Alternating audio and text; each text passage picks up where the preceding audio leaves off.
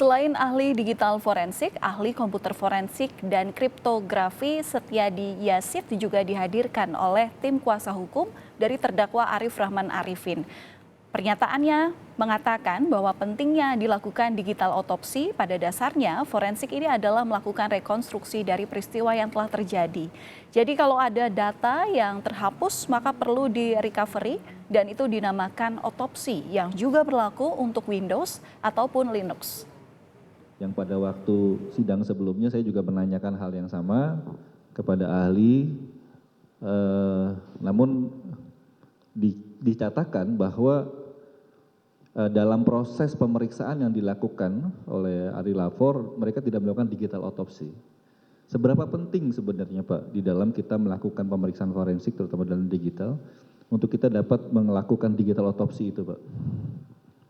Baik. Pada dasarnya forensik adalah melakukan rekonstruksi dari peristiwa yang telah terjadi. Jadi kalau kita duga ada sesuatu data yang telah terhapus, maka kita perlu melakukan recovery. Dan tools yang umum dipakai itu yang dinamakan namanya otopsi untuk yang Linux. Itu juga berlaku untuk Windows. Itu bisa melakukan recovery dan itu masih open source, artinya tidak berbayar. Kita bisa melakukan secara free. Bisa kita cek dalam disk itu apakah ada bekas-bekas file yang telah dihapus. Nah kalau itu ketemukan maka kita bisa merecover file itu sehingga muncul kembali seperti semula. Gitu ya. Selain otopsi banyak tools lain juga yang juga open source. Ada Linux, ada Foremost, ya, ada berbagai tools yang memang dipakai untuk itu. Nah, itu umum dipakai baik di Windows maupun dalam Linux. Ya. Jadi tools itu masih ada, memang hanya kalau sudah dihapus berkali-kali, katakan ditimpa, itu lebih sulit, perlu tools yang lebih canggih. Ya. Yang berbayar lebih pintar, bisa mendeteksi jenis-jenis file yang lebih lengkap. Yang gratis ini kita harus lebih capek mencari apa file ini, lalu mencoba merecovernya. Ya, mungkin itu.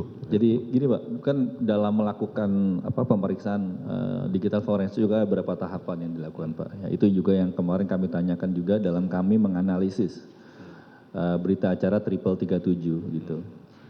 Dan di dalam berita acara Triple 37 itu kami melihat bahwa bagaimana standar yang dimiliki oleh NIST di dalam dia membuat suatu laporan gitu.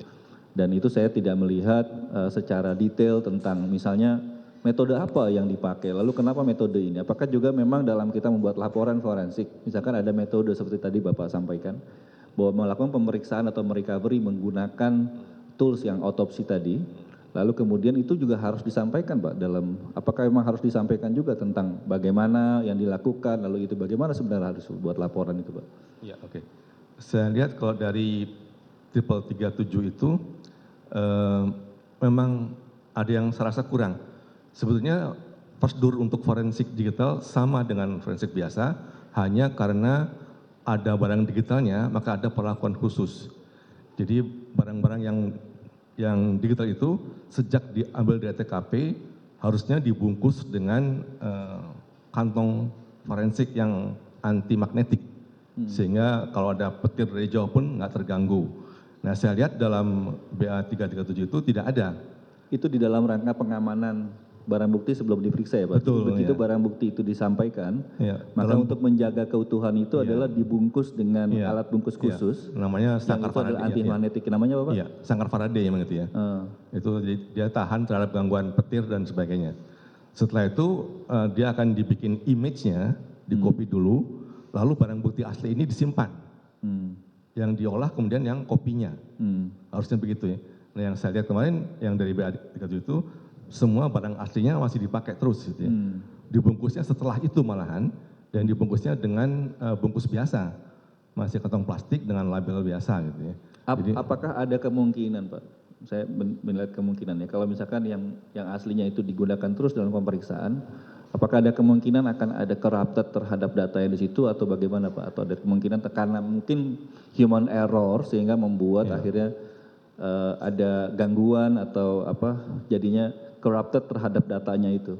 Ada kemungkinan itu? Betul, memang itu SOP-nya dibuat demikian supaya yang asli tidak berubah. Dan memang lalu ada waktu mengcopy itu pun ada namanya anti block writer untuk mencegah si pengguna itu menulis ke yang aslinya, sehingga yang asli nggak berubah. Kalau udah di copy mungkin nggak masalah, bisa copy ulang ya. Jadi memang ada prosedurnya itu spesial untuk mengcopy tadi, membuat image tadi menggunakan block writing itu, sehingga tidak tertulis ke aslinya.